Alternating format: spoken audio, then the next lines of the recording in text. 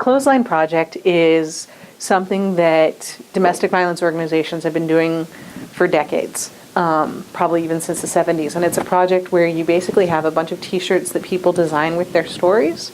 And one of the things that I think we all wish was that somehow being gay and being in relationships with people of the same sex would mean that we could have some sort of lesbian utopia.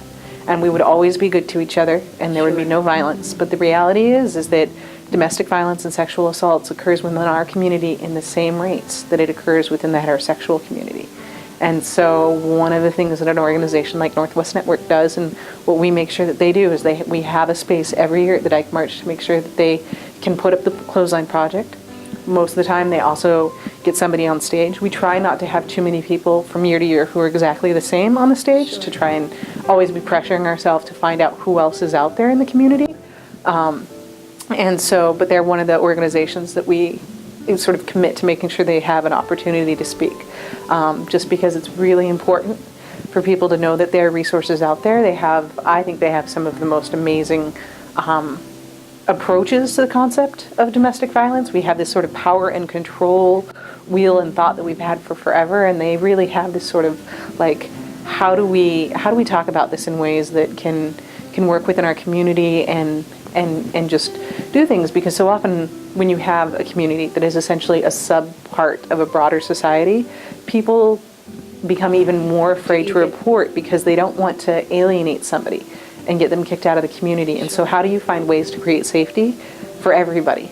I think it's fascinating how, well, okay, that's not true, because I know even as a victim, I imagine that one of the things that stops victims across the board is that not wanting to do more damage to the person that they're with. Right.